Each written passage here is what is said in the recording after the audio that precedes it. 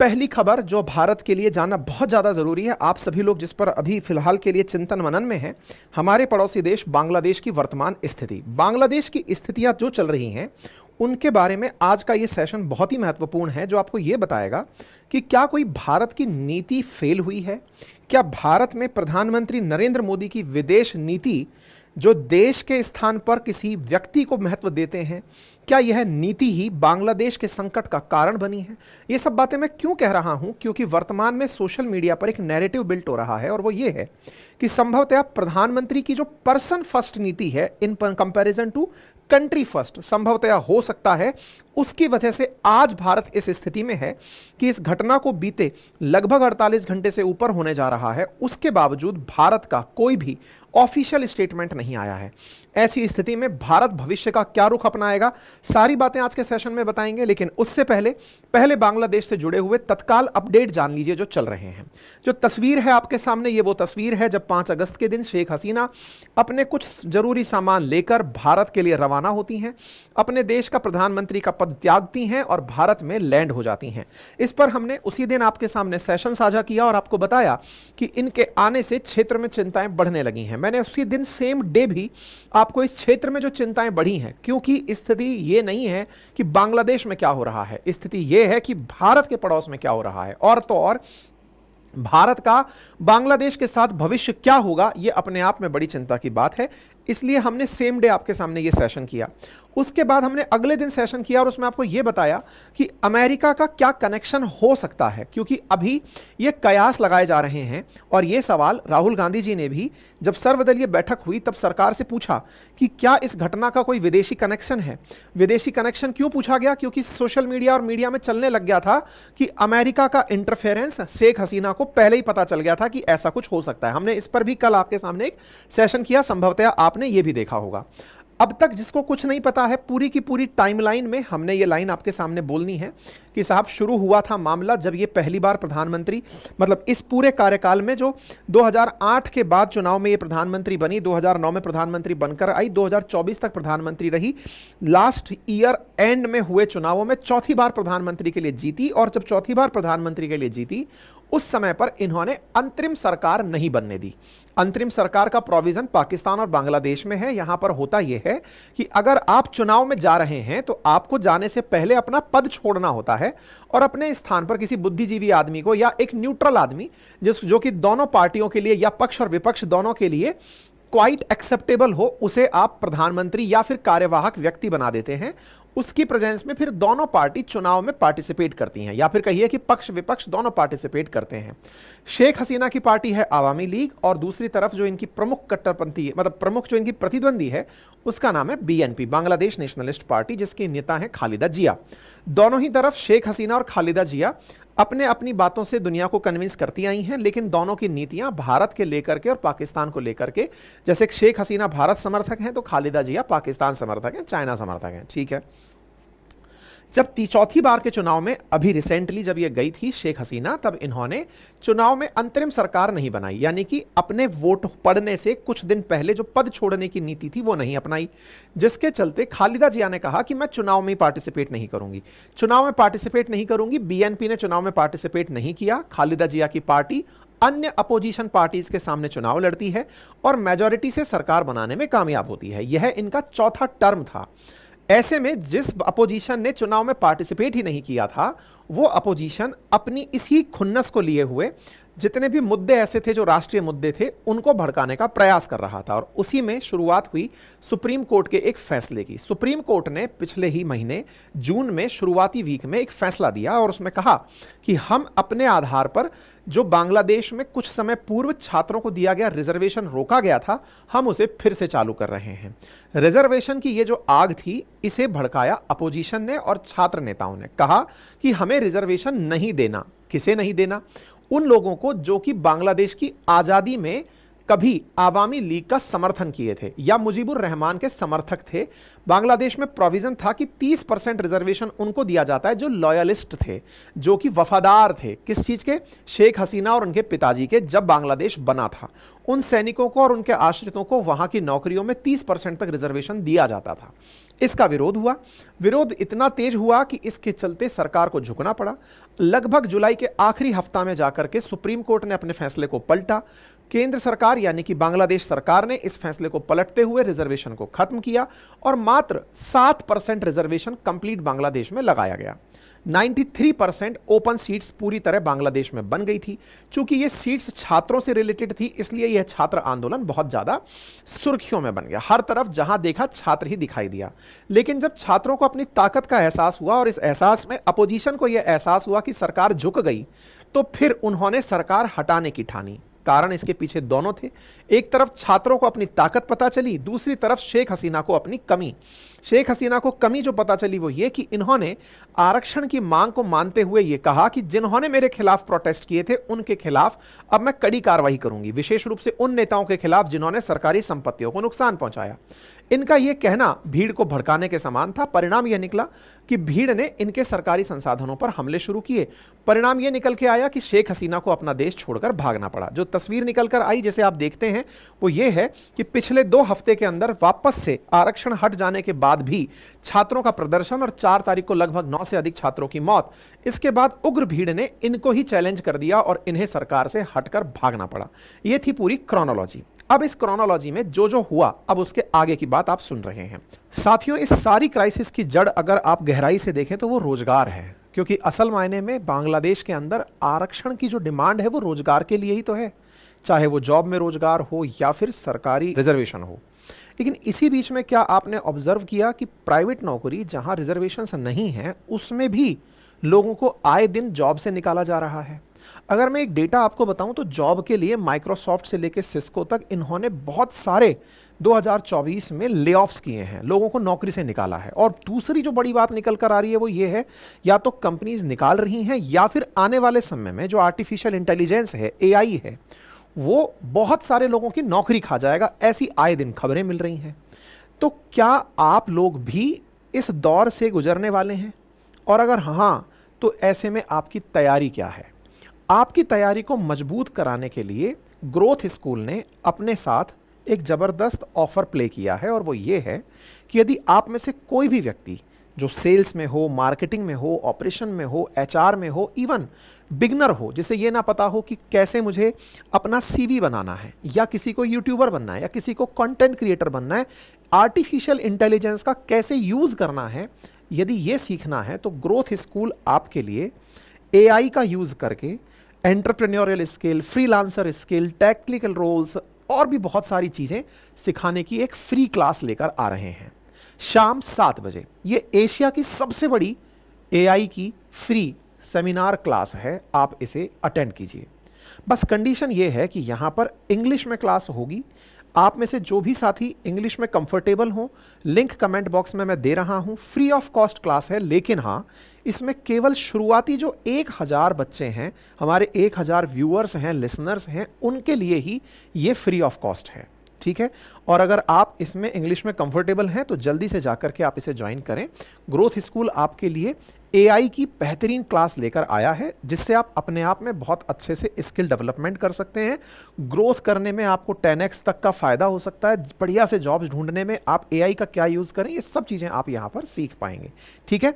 इसके लिए मैंने लिंक कमेंट बॉक्स में पिन कर दिया है, QR कोड भी आपके लिए दे रहा हूँ, आप जाकर इसे चेक कर सकते हैं। पहली जानकारी ये कि शेख हसीना वहां से उड़ती हैं और भारत पहुंचती हैं। आपके दिमाग में प्रश्न बनेगा, भारत ही क्यों?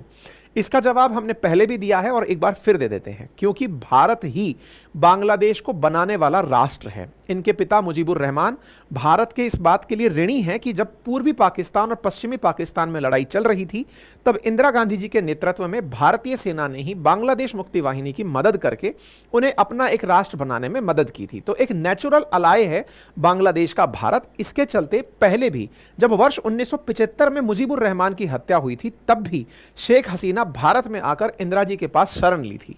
इसलिए इनका यहां आना एक ऐतिहासिकता रखता है, नंबर एक। अब चूंकि ऐतिहासिकता रखता है और दूसरा वर्तमान में जब से ये सत्ता में है तब से भारत का इन्हें पूरी तरह सपोर्ट है, क्योंकि जब भारत ने ही कोई देश बनाया हो तो भारत ही उसको चलाने में मदद भी करेगा। इस तरह से भारत इनको हमेशा मदद करता आया। ये तो वो कारण बना जिसके चलते आप यहां पर आई। लेकिन इसके आने के बाद भारत में क्या हुआ? भारत में जो हुआ वो अपने आप की सुर्खी बना, क्योंकि भारत ने अभी तक कोई फैसला नहीं लिया। वहीं दूसरी ओर भारत के विरोध में बांग्लादेश में हिंदुओं को टारगेट करना शुरू हुआ। यहां पर बहुत ज्यादा सोशल मीडिया बटा हुआ है। कुछ ज्ञानी जन कह रहे हैं कि वहां हिंसा सरकार के खिलाफ भी हो रही है और हिंदुओं के खिलाफ भी हो रही है। न्यूज में केवल हिंदू क्यों टारगेट किए जा रहे हैं? आंसर यह है क्योंकि हिंदुओं के मंदिर ही वहां जलाए जा रहे हैं, हिंदुओं के ही रिलीजियस प्लेसेस पर वहां पर हिंसा की जा रही है। किसी भी मस्जिद पर हिंसा सुनने में नहीं मिली। इसका मतलब यह हुआ कि यहां पर धर्म के आधार पर टारगेट करना शुरू किया गया। किन्हें टारगेट शुरू किया गया? तो हिंदुओं को टारगेट करना शुरू किया गया। यह भारत के द्वारा इसको बांग्लादेश को दिए समर्थन का परिणाम है कि उन लोगों को लगता है कि भारत को दुख होगा अगर हिंदुओं को दुख पहुंचाया जाएगा, जबकि वो हिंदू लगभग 1.5 करोड़ की आबादी में बांग्लादेश के ही नागरिक हैं। लेकिन जब बांग्लादेश पहली बार बना था तब 75% वहां मुस्लिम थे, बाकी वहां पर अन्य जातियां थी, अन्य धर्म थे। आज वहां 91% मुस्लिम हैं और बाकी जो संख्या है वो धर्म की कम होती चली गई है और आज 1.3 करोड़ वहां पर मुस्लिम पॉपुलेशन, हिंदू पॉपुलेशन बताई जाती है और उन्हें यहां पर रिलीजियसली टारगेट किया जा रहा है। तीसरी घटना क्या हुई? शेख हसीना के रिजाइन होने के बाद, मैं ये बता रहा हूं क्या क्या घटा है इस समय तक। इस बीच में बांग्लादेश के अंदर मोहम्मद यूनुस को अंतरिम सरकार का हेड घोषित कर दिया गया है। अब ये वही अंतरिम सरकार है जिसके लिए हमने आपको कहा था, जो अपेक्षित थी शेख हसीना से चुनाव में जाने से पहले, खालिदा जिया जिसकी डिमांड कर रही थी। इसी को ध्यान में रखते हुए एक नोबेल पुरस्कार विजेता अर्थशास्त्री मोहम्मद यूनुस को यहां पर अंतरिम, मतलब समझ लीजिए अंतरिम नेता नियुक्त कर दिया गया। प्रधानमंत्री बोलना थोड़ा सा अतिशोक्ति होगी। अंतरिम नेता नियुक्त कर दिया कि भैया आप डिसीजन करिए आगे क्या चलना है। इसके अलावा क्या हुआ? शेख हसीना ने यूके से अपने देश में यानी इंडिया में पहुंची थी, तब यूके से शरण मांगी थी कि भैया अगर हो तो हमें आपके यहां पर शरण दे दीजिए। शरण क्यों दे दीजिए? क्योंकि इनकी बहन वहां पर संसद में नेता है, इनके काफी रिलेटिव्स यूके में रहते हैं। ऐसे में इन्होंने शरण मांगी, यूके ने मना कर दिया और कहा कि जहां आप सबसे पहली बार सेफ प्लेस पर पहुंची आपको वही रहना चाहिए। मतलब इनका सीधा था कि भारत पहुंच गए हो तो भारत ही क्यों ना रुक रहे हो। हमेशा आपको याद है कि यह सारी की सारी लड़ाई का जड़ तो हमेशा से ही यूके रहा है। तो यूके की इसी नीति को आगे भी कैरी किया गया कि चलो अब मजा आएगा, भारत और बांग्लादेश भिड़ेंगे। ऐसे में शेख हसीना को यूके ने स्वीकार करने से मना कर दिया। यूके के साथ साथ अमेरिका के द्वारा जो संभावित था वो तो होना ही था, क्योंकि ये पूरी की पूरी नीति अमेरिका की थी। ऐसे में अमेरिका ने कहा, न्यूज निकलकर आई कि अमेरिका ने इनका यूएस वीजा कैंसिल कर दिया है कि ये अभी यूएस नहीं जा पाएंगी। फिर सवाल बना, भारत ने क्या किया? भारत ने सर्वदलीय बैठक बुलाई। यहां पर बड़ी ही समझदारी की बात हुई और वो ये है कि बांग्लादेश में जो स्थिति चल रही है इसे ध्यान में रखते हुए पहले तो प्रधानमंत्री ने कैबिनेट ऑन सिक्योरिटी, मतलब जो कैबिनेट कमेटी ऑन सिक्योरिटी है उसकी बैठक बुलाई। उसके बाद में सर्वदलीय बैठक बुलाई और सर्वदलीय बैठक बुलाकर सबसे राय जानी और भारत ने दुनिया को फिर एक बार दिखा दिया कि हम कितना भी आपस में एक दूसरे को लेकर झगड़ लें, लेकिन जब बात लोकतांत्रिक मूल्यों की आती है तो भारत एक पड़ा दिखाई देता है। भारत ने फिर एक बार दिखा दिया कि हम लोकतंत्र दुनिया के सबसे बड़े ही नहीं हैं, अपितु लोकतांत्रिक मूल्यों को भी लेकर आगे चलने वाले हैं। आप सोचिए, जहां संसद में इतने समय से पक्ष विपक्ष के बीच गतिरोध चल रहा हो, वहीं पर जब अपोजिशन आकर के बांग्लादेश विषय पर टेबल पर बैठता है तो एक सुर में कहता है कि हम सरकार के साथ हैं, यानी यूनानिमस तरीके से सपोर्ट दिया गया। यह अपने आप में भारत के लोकतंत्र की एक बड़ी जीत कही जा सकती है। और विशेष रूप से अपोजिशन की तरफ से leader of opposition Rahul Gandhi ji के द्वारा उस विषय पर भी जानकारी मांगी गई कि जरा बताइए कि असल में चल क्या रहा है, क्या कोई दूसरा देश इस कहानी में इन्वॉल्व है या फिर इसका हमारे साथ क्या संकट हो सकता है। तमाम प्रकार की चीजें यहां पर राहुल गांधी जी ने जयशंकर साहब से पूछी और उन्होंने पूछा कि भारत को क्या इसकी पहले से घटना की आशंका थी। साथ में यह भी पूछा कि हमने इससे निपटने के लिए शॉर्ट टर्म और लॉन्ग टर्म क्या प्लान बनाए हैं। लीडर ऑफ अपोजिशन ने लोकतंत्र की भूमिका को बेहतरीन तरीके से निभाया और इनकी यह जानकारी यहां पर पब्लिक हुई। इसके साथ साथ जयशंकर साहब ने अपनी तरफ से भी कहा और कहा कि शेख हसीना अभी सदमे में हैं, वो आगे क्या करेंगी यह सोचने और दूसरे मुद्दों पर उनसे बात करने से पहले भारत सरकार उन्हें ठीक होने का समय दे रही है। अब यह एक बड़ा सवाल बनता है क्या? यहीं से सारे के सारे प्रश्न खड़े होने लगते हैं कि जहां भारत ने सर्वदलीय बैठक करके पूरे लोकतांत्रिक मूल्यों का परिचय दिया, जयशंकर साहब ने आंसर दिया कि अभी शेख हसीना सदमे में हैं, जब वो निकल आएंगी तब उनसे पूछेंगे कि आपका आगे क्या करना है।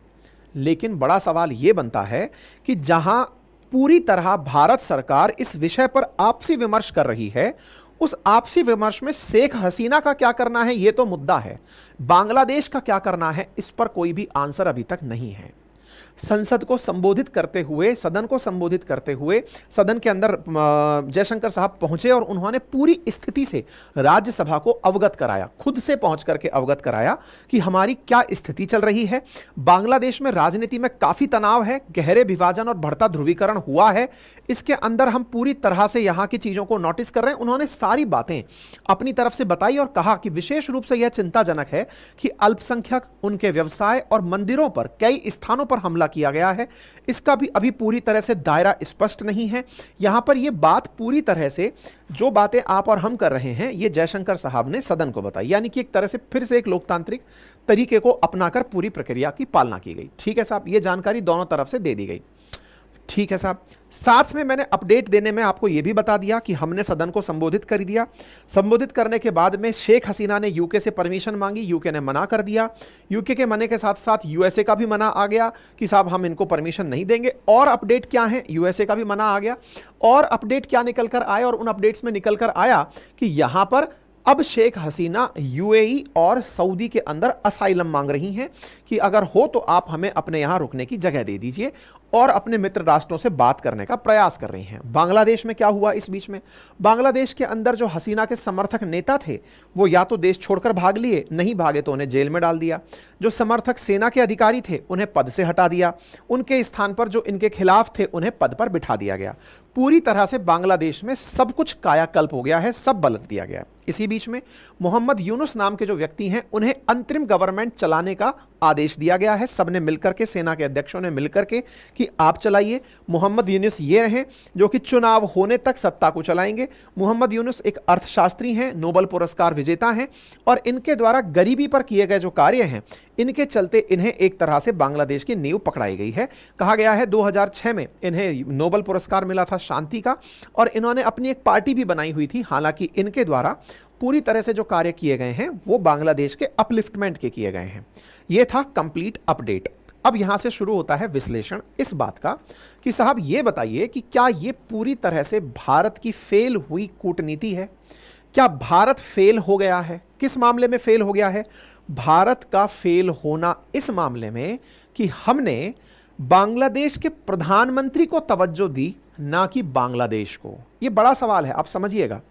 प्रधानमंत्री की हाल ही की जो विदेश नीति है, इसकी हाल ही में आलोचना होना शुरू हुई। बांग्लादेश के विषय के बाद में क्या आलोचना हुई कि साहब आपने शेख हसीना को तवज्जो दी रादर देन देश के। अब आप पूछेंगे ऐसा क्यों कह रहे हैं? दोनों पक्ष जानेंगे आप।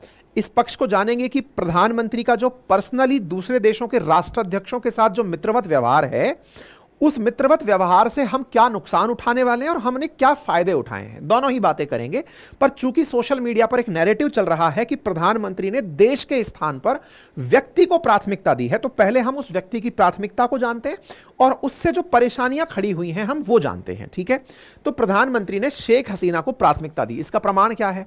प्रमाण यह है कि हम अभी तक बांग्लादेश पर कोई ऑफिशियल स्टेटमेंट नहीं दे पाए हैं। हम ये नहीं बता पाए हैं कि बांग्लादेश के बारे में हम क्या सोचते हैं। क्यों? क्योंकि शेख हसीना हमारे देश में बैठी हैं।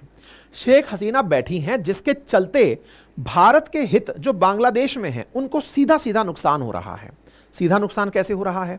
क्योंकि अब इस समय पर बांग्लादेश के अंदर हिंदुओं के विरोध में प्रदर्शन हो रहे हैं, मंदिरों को जलाया जा रहा है, तोड़फोड़ की जा रही है, हिंदुओं के जो व्यवसाय हैं उन्हें टारगेट किया जा रहा है, और तो और भारत से रिलेटेड जानकारी अंतर्राष्ट्रीय मीडिया छाप रही है। आप इधर देखिए, मीडिया का ये ऑस्ट्रेलिया का है, ऑस्ट्रेलियन जूइश एसोसिएशन का ट्वीट है, जिसमें जानकारी है, मीडिया स्टेटमेंट है, जिसमें इस बात को प्रॉपर तरीके से मेंशन किया जा रहा है कि किस प्रकार से हिंदुओं को टारगेट किया जा रहा है। आप इधर देखिए, the Australian Jewish association in concerned by the recent event in Bangladesh including shocking violence against Hindu. यहां पर आप नावर गिलोन का ट्वीट देख सकते हैं। I am troubled by the report of atrocities against minorities including Hindus and against their temple इन बांग्लादेश। ये देश के अंदर जो यहां के वो हैं, इजराइल के भारत के अंदर जो एम्बेसडर हैं, उनका ट्वीट है। ये दर्शाता है कि कहीं ना कहीं हमने शेख हसीना को शरण देकर अब शेख हसीना के खिलाफ गुस्से को भारत के खिलाफ गुस्से में कन्वर्ट कर दिया है, जिससे वहां रह रहे हिंदुओं को बड़ी चुनौती का सामना करना पड़ रहा है। परिणाम देखिए, यहां पर आपके सामने इंदिरा गांधी कल्चरल सेंटर की तस्वीरें हैं। दंगाइयों के द्वारा इंदिरा गांधी की पहचान को भी जला दिया गया है। ऐसी स्थिति में जितने भी प्रकार के सवाल हैं वो यहां आकर खड़े होते हैं कि भारत कहीं शेख हसीना को बचाने के चक्कर में बांग्लादेश को तो अपने हाथ से नहीं निकाल रहा। अब यह सवाल क्यों बड़ा हो जाता है? ये इसलिए बड़ा हो जाता है क्योंकि नेता तो आते जाते रहेंगे, देश तो पड़ोस में ही रहेगा। भाई शेख हसीना आज हैं, कल हो ना हो, बहुत सारे राष्ट्र नेता आए चले गए, जीवन की लीला समाप्त हुई, लेकिन देश तो परमानेंट है। ऐसे में हमारा पड़ोसी भी परमानेंट है, और अगर पड़ोसी परमानेंट है तो यह बड़ा सवाल है कि कहीं हम शेख हसीना को बचाने के चक्कर में बांग्लादेश के साथ तो रिश्ते खराब नहीं कर लेंगे। विचार कीजिए, अगर बांग्लादेश की वर्तमान सरकार भारत से डिमांड कर ले कि आप शेख हसीना को हमें वापस सौंप दीजिए, तो क्या भारत सरकार शेख हसीना को वापस सौंप देगी? और अगर ऐसा होता है तो ना तो आप शेख हसीना के रहे, और जो इतने दिनों से नुकसान बांग्लादेश में भुगते उसका क्या हुए? और अगर आप बचाने के लिए काम करते हैं, जैसे आपने दलाई लामा के केस में किया था, अगर आप वैसा करते हैं तो बांग्लादेश को भी आप अपना दुश्मन बना लेते हैं। Just like China, just like Pakistan, just like Bangladesh. तो अब आपके सामने बड़ी दिक्कतें हैं कि भारत का भविष्य किसी व्यक्ति को बचाने की जो भारत की वर्तमान विदेश नीति है, यह कहीं हमें बड़े संकट में ना ले जाए। क्योंकि अभी के समय पर क्या नोटिस हुआ है, जब से प्रधानमंत्री मोदी की सरकार आई है तब से पर्सन स्पेसिफिक डिप्लोमेसी को बहुत महत्व दिया गया है। आपको बहुत से ऐसे उदाहरण और वाकये याद होंगे जहां पर प्रधानमंत्री दूसरे राष्ट्र अध्यक्षों से बहुत प्यार से और गर्मजोशी से मिलते दिखाई दिए हैं, जिनमें से मेलोनी के साथ प्रधानमंत्री का नाम मेलोडी बनकर सोशल मीडिया पर ट्रेंड हुआ। प्रधानमंत्री पुतिन को अपना मित्र पुकारते हैं। इसी प्रकार से अशरफ गनी जब यहां पर थे अफगानिस्तान में, इन्हें मित्र पुकारते थे। इसी प्रकार से शेख हसीना के साथ में कि साहब आप जब शपथ ले रहे हैं तो शेख हसीना आ रही हैं, फिर तुरंत पहली बार में शेख हसीना दोबारा लौट रही हैं, चाइना जाने से पहले आप आ रही हैं।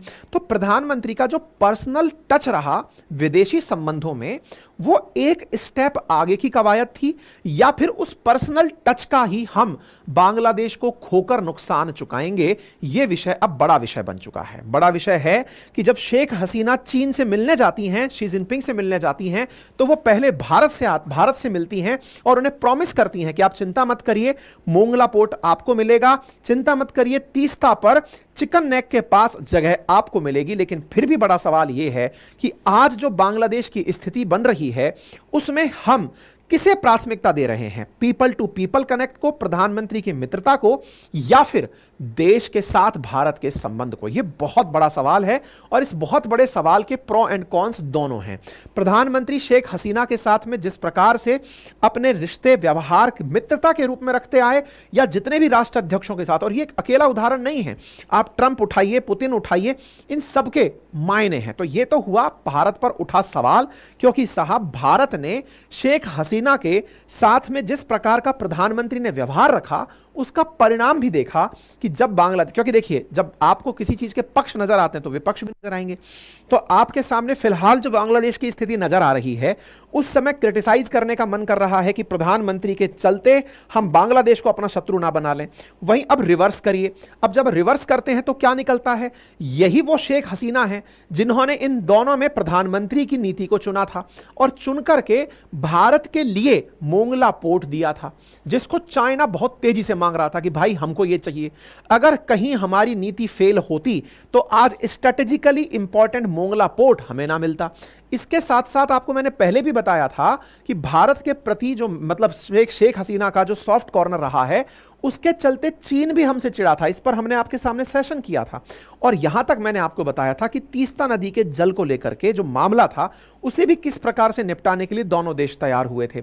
और तो और शेख हसीना ने भारत के पक्ष में काफी फैसले लिए, और उनमें से बड़ा जब अभी हाल ही में जब ये प्रधानमंत्री बनकर आई थी, तो यहां पर बांग्लादेश में प्रचार शुरू हुआ था, इंडिया आउट कैंपेन शुरू हुआ था, तब भी शेख हसीना ने इनको समझाया था और समझाकर क्या कहा था लोगों से कि अगर आप लोगों को भारत को वाकई में आउट करना है ना, तो पहले भारतीय साड़ियां जला के दिखाओ।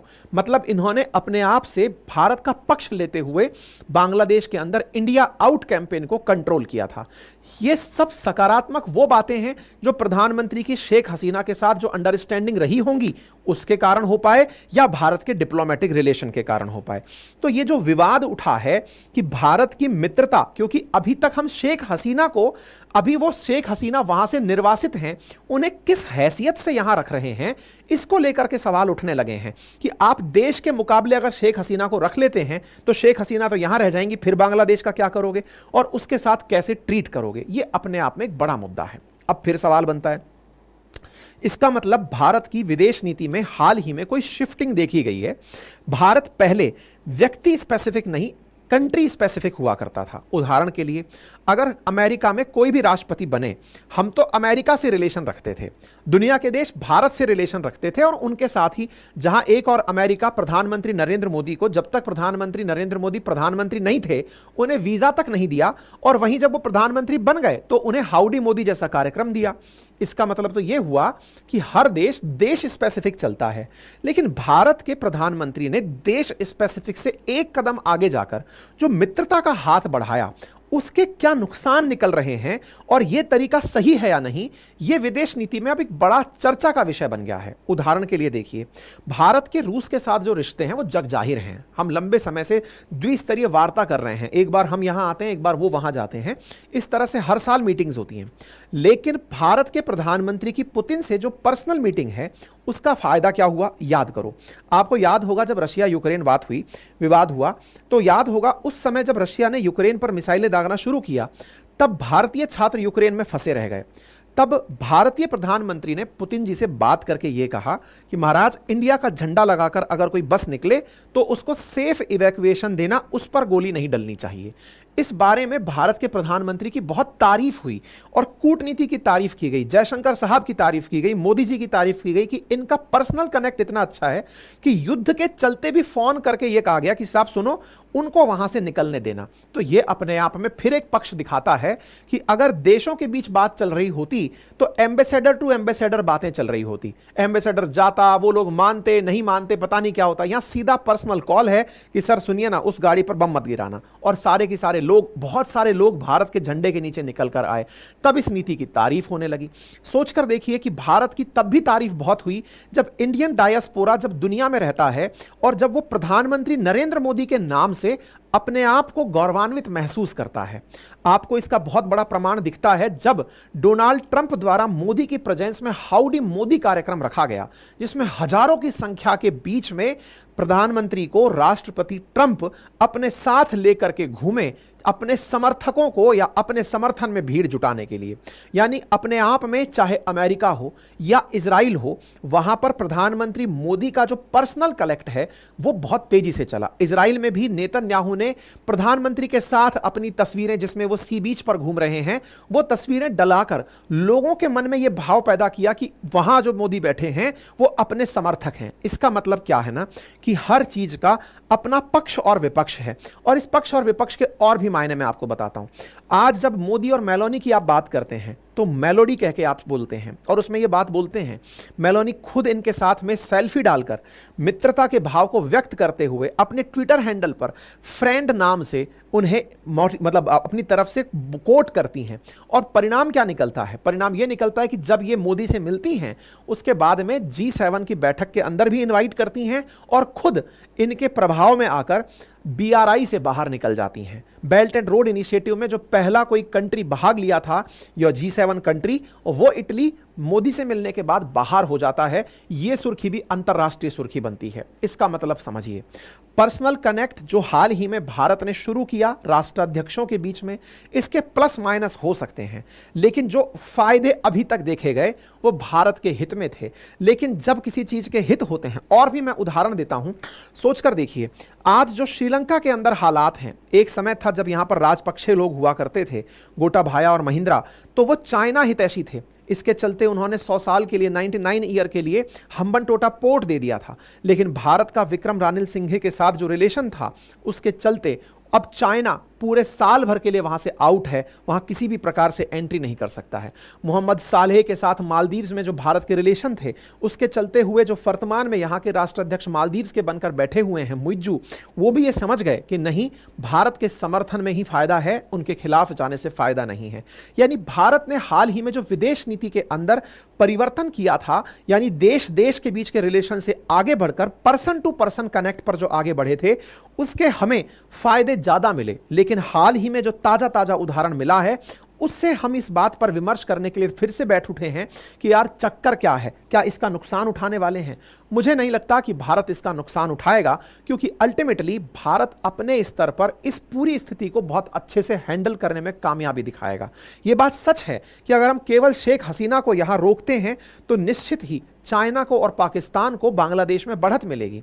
लेकिन भारत का इतना आसान रिश्ता नहीं है बांग्लादेश के साथ। वहां पर बहुत सारे लोग भारत के सिंपैथाइजर हैं। माना कि नेता आएंगे और जाएंगे, ये पूरा देश चलना चाहिए, ये सच है। ऐसे में अगर भारत की तरफ से हसीना को मांगा जाता है, उस समय भारत हसीना को किसी दूसरे देश में सेटल कराने की अगर मदद कर ले और फिर से बांग्लादेश के साथ रिलेशंस को हैंडल कर ले, तो यह निश्चित ही भारत के लिए बहुत ही सकारात्मक चीज होगी। मतलब आसान भाषा में मैं केवल इतना कह सकता हूं कि आने वाले टाइम में अब भारत को चाहिए कि वो अपने डिप्लोमेटिक रिलेशंस से किसी ऐसे न्यूट्रल कंट्री को चुनकर जहां शेख हसीना सुरक्षित रहें, वहां उन्हें भिजवाए, ताकि शेख हसीना के जो समर्थक बांग्लादेश में हैं, उन्हें लगे कि भारत मुसीबत में काम आया मित्र है, यह किसी का भी साथ नहीं छोड़ता। मेरे प्यारे साथियों, अक्सर भारत को वफादार मित्र के रूप में जाना गया है। आप सोचिए, दलाई लामा को भी भारत ने जब शरण दी थी तो यह सोचकर शरण दी थी कि दलाई लामा, आपने हम पर विश्वास किया है, आप अमेरिका भी जा सकते थे, लेकिन आप नहीं गए क्योंकि आपको पता है वो आपका सौदा कर सकता था। अब भारत आए, भारत युद्ध भुगत लिया चाइना के साथ में, लेकिन उसके बावजूद दलाई लामा को नहीं जाने दिया।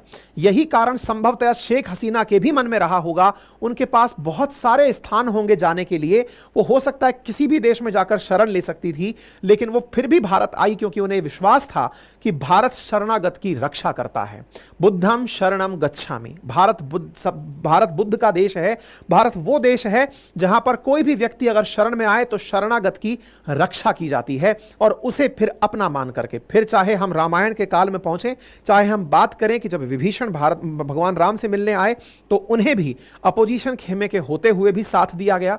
ऐसे बहुत से दृष्टांत भारत के मिलते हैं। हम हमारे राजस्थान में आइए तो आप पहचानेंगे कि राजस्थान में बहुत सारे राजाओं की वो कहानी है जिन्होंने केवल शरण में आए व्यक्ति की रक्षा के लिए, और जिसमें विशेष रूप से रणथंबोर के जो राजा हुआ करते थे, उनकी कहानियां बहुत ही फेमस हुई कि उन्होंने अपने शरण में आए हुए लोगों की रक्षा के लिए खिलजी से युद्ध को मोल ले लिया। ये अपने आप में बहुत बड़ी कहानियां हैं। तो देखना होगा भारत क्या ट्रेंड सेट करता है, शरण में आए व्यक्ति की रक्षा के लिए दूसरे देश के साथ कैसे हैंडल करता है।